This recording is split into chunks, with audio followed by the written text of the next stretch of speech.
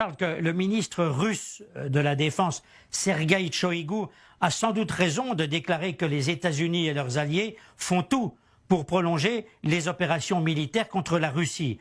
Parce qu'en fait, Jean-Charles, on ne peut pas être dupe.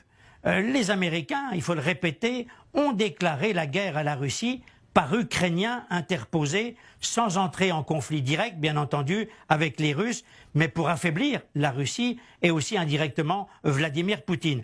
Alors, en partant du principe que les Ukrainiens ont besoin d'armements lourds pour pouvoir faire résister aux Russes, eh bien, on a vu, il y a un changement d'attitude dans le camp occidental, il y a un nouveau lot d'armement qui doit arriver d'un moment à l'autre en Ukraine pour une valeur de 800 millions de dollars. On en est déjà à 4 milliards de dollars depuis le début du conflit en armement très sophistiqué, avions de chasse, avions de combat, véhicules blindés, missiles anti-chars. Et même si l'Ukraine n'appartient pas à l'OTAN, eh bien les Occidentaux, c'est étonnant, étudient déjà les garanties sécuritaires qu'ils pourraient apporter après la guerre. Alors Jean-Charles, on n'en est pas là. Et en attendant, je vous dirai une chose en russe, Donbass, Projdiet, Yuli ou Padiet. Qu'est-ce que ça veut dire? Peut-être vous allez traduire, sinon je vous traduis. Donbass, ça passe ou ça casse.